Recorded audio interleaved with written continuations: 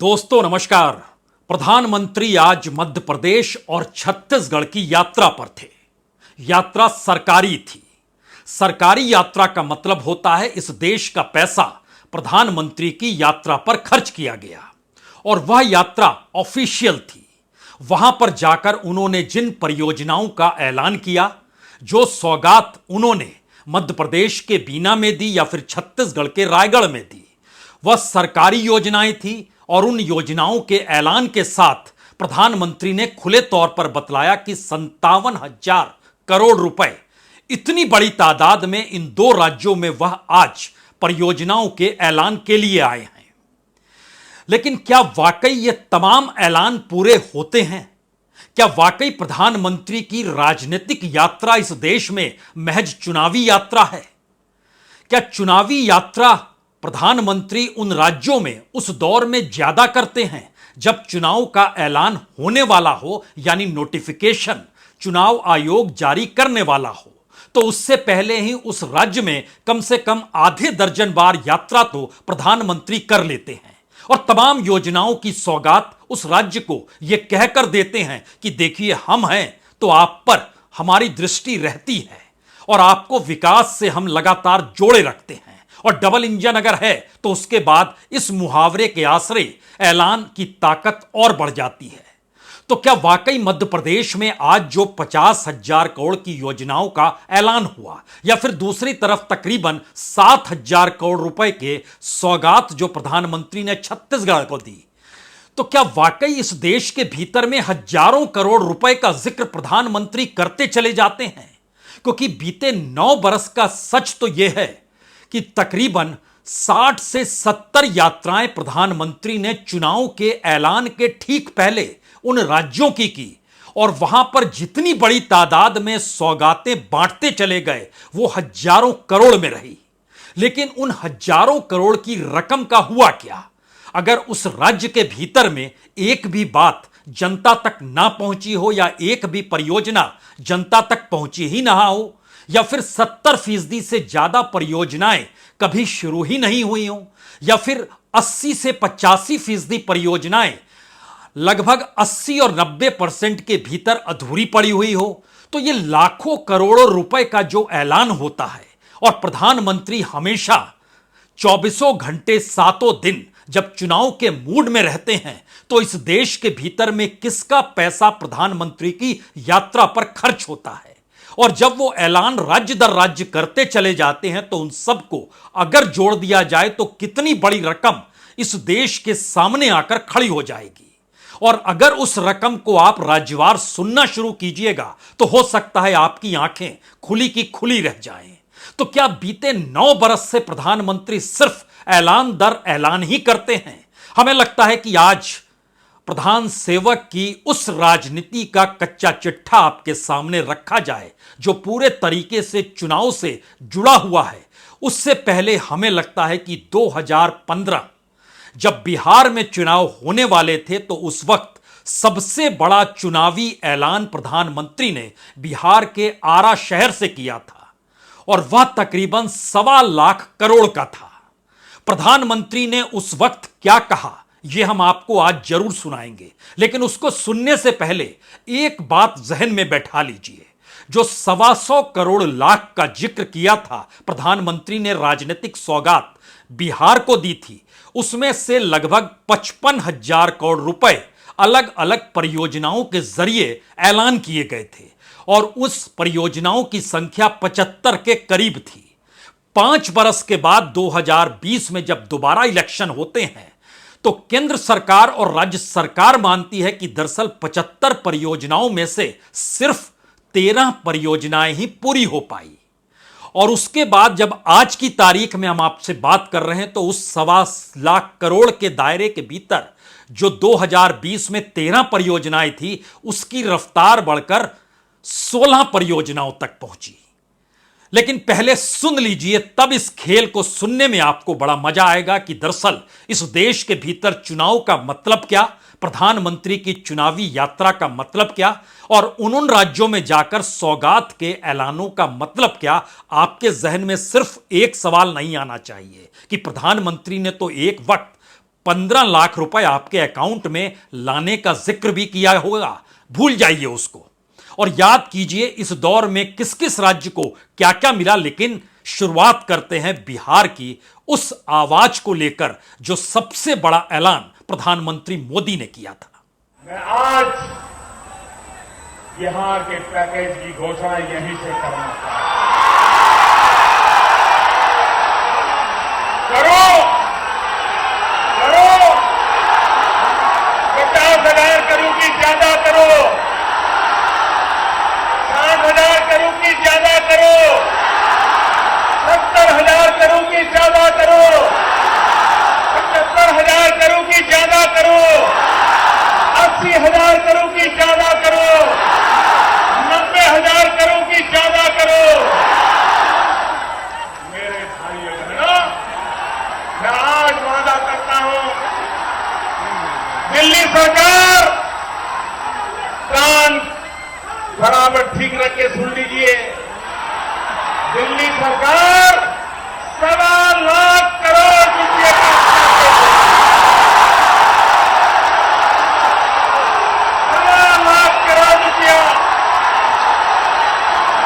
बिहार का भाग्य बदलने के लिए 1.25 लाख करोड़ रुपया मेरे भाइयों।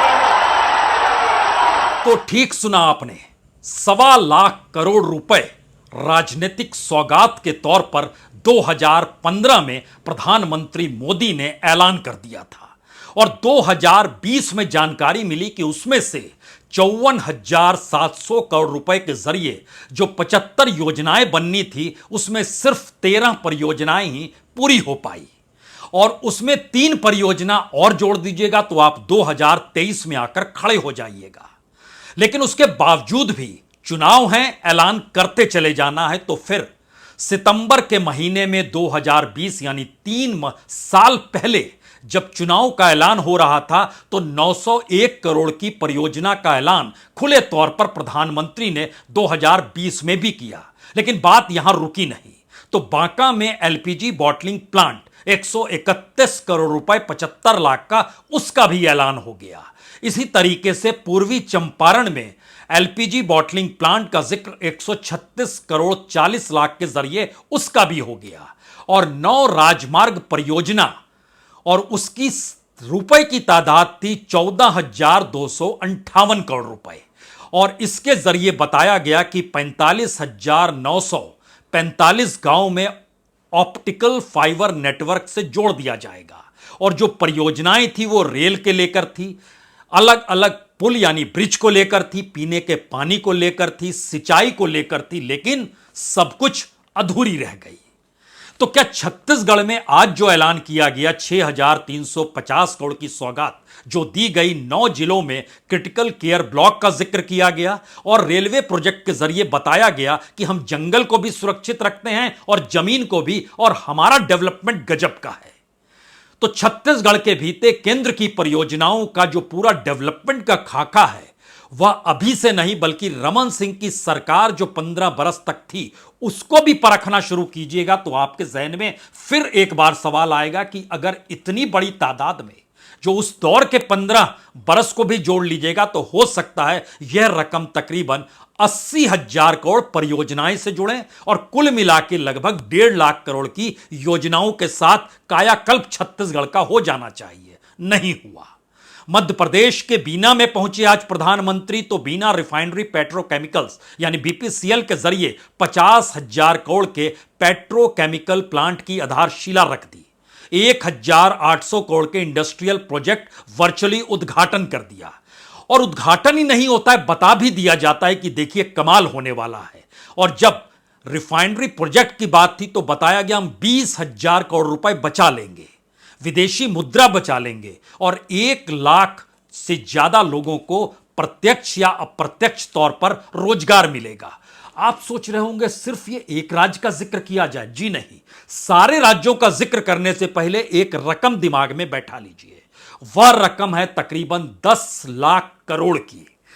10 लाख करोड़ की राजनीतिक सौगात चुनाव से ऐन पहले उन राज्यों में जाकर प्रधानमंत्री ऑफिशियल यात्रा के जरिए जो ऐलान करते हैं, उन राज्यों के भीतर आज जो मुख्यमंत्री अभी हैं वह बीजेपी शासित है या गैर बीजेपी शासित है, उन राज्यों के मुख्यमंत्रियों को कम से कम बता तो देना चाहिए कि प्रधानमंत्री ऐलान करके गए थे, हुआ क्या, और नहीं हुआ तो गड़बड़ी कहां हुई, और गड़बड़ी हो गई तो यह रकम कहां गई।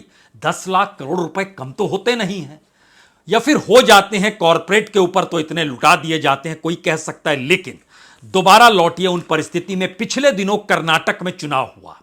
कर्नाटक में जनवरी के महीने में गए प्रधानमंत्री तो 10,800 करोड़ का ऐलान कर आए। ये जो वहां की यादगीर जिला है, उसका जो कोड़े कनाल है, वहां पर सिंचाई पेयजल परियोजना, राष्ट्रीय राजमार्ग विकास परियोजना। कलबुर्गी जिला पहुंचे तो वहां पर मलखेड़ जगह है, वहां पर नव घोषित राजस्व गांव के लाभार्थियों को टाइटल डीड दे डाली और एक राष्ट्रीय राजमार्ग परियोजना का ऐलान कर दिया। अप्रैल में गए तो 16,000 करोड़ की सौगात ले गए मांड्या, हुबली और धारवाड़ में। जून के महीने में गए 20 जून में तो 28,000 करोड़ की सौगात फिर लेकर गए और रेल और सड़क के जरिए 5 नेशनल हाईवे प्रोजेक्ट का ऐलान हो गया, 7 रेलवे प्रोजेक्ट का ऐलान हो गया। वो किसान हो, श्रमिक हो, उद्यमी हो, युवा हो, मध्यम वर्ग हो, सबको लाभालाभ तमाम राजनीतिक सौगातों के जरिए दे दिया गया। और बेंगलुरु को तो प्रधानमंत्री ने सपनों का शहर कहा और कहा कि rail, road, metro, underpass, flyover सबको ठीक कर देंगे डबल इंजन की सरकार के साथ। लेकिन बावजूद इसके जो 60-70 हजार करोड़ का ऐलान चुनाव से ऐन पहले, यानी इलेक्शन कमीशन का नोटिफिकेशन आए उससे पहले किया गया, बावजूद इसके वहां की जनता ने बीजेपी को हरा दिया। इतने बड़े ऐलान के बावजूद हरा दिया तो क्या सिर्फ ऐलान दिखाने के लिए होता है, या वो पैसा कहीं कोई हड़प ले जाता है, या वो पैसा कहीं गायब हो जाता है, या वो पैसा राजनीतिक तौर पर सत्ता अपने अनुकूल उसका उपयोग कर लेती है? कोई किसी को बताना तो चाहिए। इतने बड़े ऐलान के साथ और मौजूदा वक्त में वहां के मुख्यमंत्री सिद्धारमैया हो या डिप्टी सीएम हो डीके शिव कुमार, उनको भी बताना चाहिए कि ये जो जनवरी, अप्रैल, जून के महीने में और बेंगलोर शहर को लेकर जो ऐलान करके प्रधानमंत्री आए, वो रकम का क्या हुआ।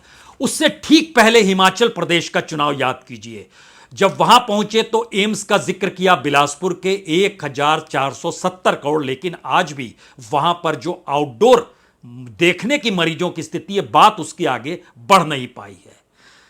यानी ऐलान हो गया, फीता कट गया, उद्घाटन हो गया, लेकिन पूरा इलाज दे पाने की स्थिति में अभी भी बिलासपुर एम्स आ नहीं पाया है। वहां पर फैकल्टी नहीं है, भर्तियां नहीं हो पा रही हैं। लेकिन उसके आगे एक और कदम बढ़ाइए, 3,650 करोड़ पिंजौर से नालागढ़ 31 किलोमीटर की सड़क 4 लेन की बना डालेंगे। पंचकुला, सोलन, शिमला, बिलासपुर, मंडी, मनाली, ये सारी सड़कें इस दौर में इतनी घातक साबित हुई कि हिमाचल प्रदेश और उत्तराखंड के भीतर, उत्तराखंड का जिक्र भी करेंगे, कोई ध्यान नहीं दिया गया कि यह कौन सी परियोजना है। जहां परियोजना शुरू हुई वहां पहाड़ ढहने लगे, लड़खड़ा कर नीचे आने लगे। जहां पर जंगल बच गए और परियोजना नहीं शुरू हुई, वहां चीजें अनुकूल रह गई। अध्ययन कैसा सरकार का है और यह पैसा कैसे किस रूप में जाता है, क्योंकि नालागढ़ में एक चिकित्सा पार्क भी 2 साल में पूरा होना है, लेकिन वह पूरा नहीं हुआ। 2024 तक स्थितियां नाजुक है, लेकिन बावजूद इसके बता दिया गया कि 100 करोड़ रुपए, 350 करोड़ में से 100 करोड़ रुपए केंद्र सरकार देगी, 250 करोड़ रुपए राज्य सरकार देगी। राज्य सरकार के पास पैसा नहीं। यह भी बता दिया गया 5,000 करोड़ का निवेश होगा, नहीं निवेश हुआ। 10,000 लोगों को रोजगार मिलेगा, कोई रोजगार नहीं मिला। जिम्मेदारी लेगा कैसे? और अक्टूबर के महीने में जब प्रधानमंत्री पहुंचे 12 अक्टूबर को, तो ऊना और चंबा में, वहां पर उन्होंने ऊना में बल्क ड्रग पार्क का ऐलान किया, IIIT यानी भारतीय सूचना प्रौद्योगिकी संस्थान का ऐलान किया, हमीरपुर में रेलवे लाइन का ऐलान किया, और इस बात का जिक्र किया कि सौगात जो दे रहे हैं 7,981 करोड़ की। आपको हो सकता है इसमें किसी रकम की कोई चिन्ह मौजूदा वक्त में आपको हिमाचल में दिखाई ना दे, लेकिन वहां कांग्रेस की सरकार है, मुख्यमंत्री सुक्खू साहब को बताना चाहिए था और बताना चाहिए मौजूदा वक्त में। और चंबा में 2 हाइड्रो पावर प्रोजेक्ट्स, प्रधानमंत्री ग्राम सड़क योजना फेज 3 शुरू क्यों नहीं हुई है? कौन सी मुश्किल है? कौन से हालात हैं? राज्य सरकार को कुछ पैसा देना होता है, पैसा नहीं दिया गया। क्या वाकई केंद्र से पैसा आ गया? नहीं आया। तो स्थितियां सिर्फ ऐलान के साथ है या पैसा कहीं गायब हो जा रहा है? लेकिन बात यही नहीं रुकती है। उसके आगे बढ़ाइएगा कदम तो उत्तराखंड सामने आकर खड़ा होगा। यहां पर भी बड़ी नाजुक स्थिति रही इस दौर में, जब पहाड़ छिल छिल कर नीचे गिरने लगे, आवाजाही रुक गई और चार धाम की यात्रा कई मौकों पर रोकनी पड़ी। लेकिन हल्द्वानी गए तो 17,500 करोड़ की सौगात लेकर गए, चुनाव से एन पहले। 3,400 करोड़ रुपए की कनेक्टिविटी प्रोजेक्ट थी, जो केदारनाथ हेमकुंड साहिब को जोड़ती थी, रोपवे परियोजना थी। दिसंबर के महीने में 2021 में चुनाव से पहले पहुंचे थे तो 18,000 करोड़ की 7 परियोजनाओं का जिक्र किया गया था। दिल्ली देहरादून आर्थिक गलियारा बन जाएगा 8,300 करोड़ में। सहारनपुर के हलगोवा से लेकर हरिद्वार के भद्राबाद तक 2,000 करोड़ रुपए खर्च होंगे, एक जोड़ने वाली परियोजना होगी। मनोहरपुर से कांगड़ी और हरिद्वार रिंग रोड तक एक परियोजना है 1,600 करोड़ की।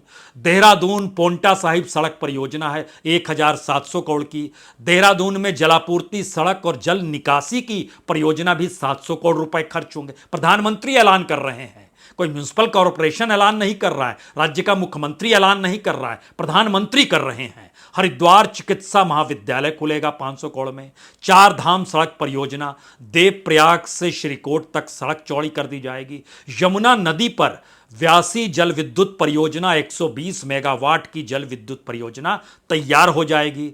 और तो और इत्र का जिक्र भी हुआ, यानी सुगंध की प्रयोगशाला भी खुलेगी, अत्याधुनिक। जिक्र सबका, पैसा सबके लिए, लेकिन सारी परिस्थिति इस दौर में चुनाव के नोटिफिकेशन से ठीक पहले प्रधानमंत्री की यात्रा और उस यात्रा के मद्देनजर तमाम ऐलान एक के बाद एक। हमें लगता है यहां तो बंगाल को भी याद कर लेना चाहिए।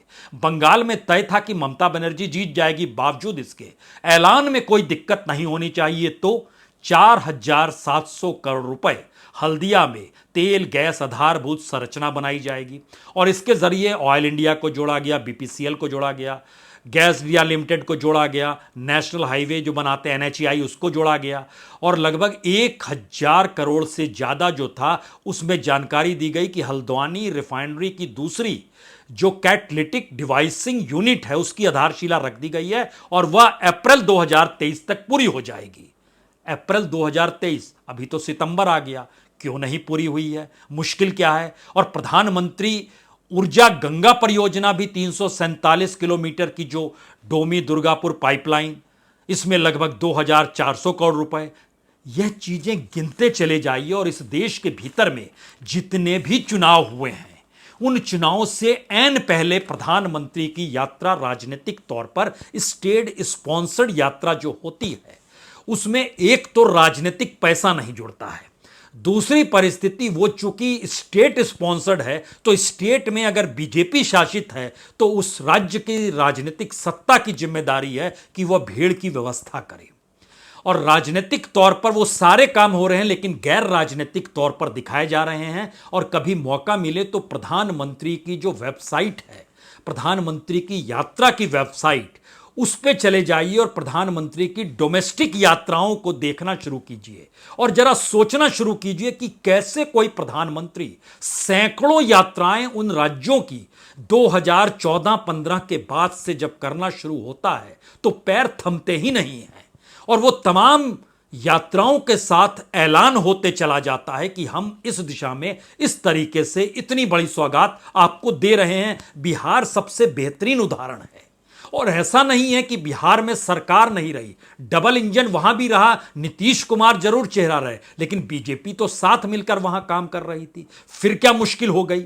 और केंद्र का पैसा और राज्य का पैसा, क्या राज्य कंगाल हो गए हैं? पहला सच, राज्यों के पास पैसा ही नहीं है कि प्रधानमंत्री जिन सौगातों का ऐलान करें उन सौगातों को पूरा करने के लिए कहीं पर 20%, कहीं 30%, कहीं 60% तक पैसा राज्यों को जो देना होता है वो दे पाने की स्थिति में नहीं है, क्योंकि प्रधानमंत्री इस दौर में जो जीएसटी के बाद से सक्रियता बढ़ी उसमें राज्यों को भी पैसा नहीं मिल पा रहा है और उन्हें लोन लेना पड़ता है आरबीआई के जरिए। और आरबीआई को लोन देने में कोई हिचकिचाहट नहीं है क्योंकि केंद्र सरकार ने कह दिया है जो राज्य जितना लोन माने देते चले जाइए। उसमें आप हिचकिए नहीं, यानी नोट छापते चले जाइए। और राज्य वर राज्य अगर परिस्थिति को देखेंगे तो नोट उनके पास पहुंचते चले जाते हैं। और इसीलिए औसतन इस देश के भीतर में एक उड़ीसा ही एकमात्र राज्य है जहां पर जो कर्ज है वो 1 लाख करोड़ से कम का है। बाकी जगहों का एवरेज जो निकालिएगा वो तकरीबन 3 से 4 लाख करोड़ का एवरेज है। हर कोई कर्ज में डूबा हुआ है। कुछ जगहों पर यह तादाद 6 से 7 लाख करोड़ तक हो गई है। और अभी जो चुनाव वाले राज्य हैं उसमें मध्य प्रदेश डूबा हुआ है कर्ज में। सबसे बड़ा कर्ज तो पंजाब के भीतर की परिस्थिति, हर राज्य कर्ज में डूबा हुआ है। तो यह जो पूरा पैसे का खेल है, हमने चुनाव के मद्देनजर पैसे का ऐलान कर दिया। केंद्र सरकार उस बजट को पैसे के तौर पर राज्यों को दे रही है। राज्य उस पैसे में अपना पैसा जोड़ नहीं पा रहे हैं। और अगर वो आंकड़ा 10 लाख करोड़ से ज्यादा का, जो पूरी हमारी टीम ने रिसर्च करके निकाला और बताया कि 2015 को हम एक माइलस्टोन ले रहे हैं जब बिहार को लेकर 1.25 लाख करोड़ का ऐलान किया गया था। वहां से अगर माइलस्टोन लेते हैं तो उसके बाद ये 10 लाख करोड़ पार कर जाता है। इसमें आज के 57,000 करोड़ रुपए नहीं जुटे हैं, वह माइनस है, यानी उसके एट पार चला गया।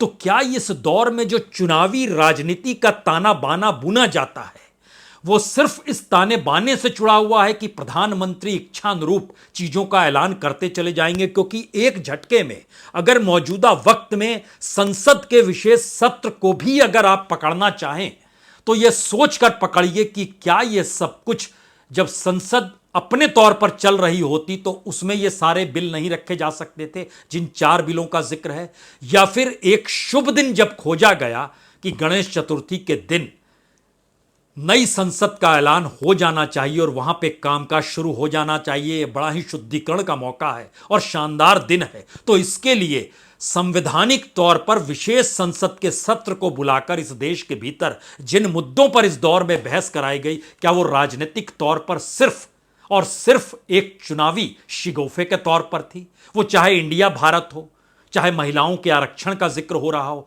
चाहे जल्द से जल्द चुनाव कराने की परिस्थिति का जिक्र हो रहा हो, या कोई भी मुद्दा जो आपके जहन में आता हो, जो इस दौर में लगातार तब उठता है जब जब इंडिया की बैठक होती है, तो क्या राजनीतिक तौर पर एक बड़ी घबराहट और बड़ा खौफ चुनावी हार को लेकर मौजूदा मोदी सत्ता के जहन में समा तो नहीं गया है? ये सारे सवाल डराने वाले नहीं हैं। ये सारे सवाल मौजूदा राजनीतिक परिस्थिति में इस देश की स्थिति क्या हो चली है इसको सिर्फ समझने वाले हैं। और इतना पैसा और इतना ऐलान प्रधानमंत्री पद के जरिए प्रधान सेवक के रूप में करते चले जाते हैं और कोई हिसाब किताब लेने वाला नहीं है, क्योंकि चुनाव की जीत ही इस देश के भीतर की सबसे बड़ी विचारधारा है और सबसे बड़े लोकतांत्रिक जीत का तमगा हर की छाती पर लग जाता है जो जीत जाता है। लेकिन देश कंगाल अंदरूनी तौर पर होता चला जा रहा है, समझिए इसे जरूर। बहुत बहुत शुक्रिया, बहुत बहुत शुक्रिया।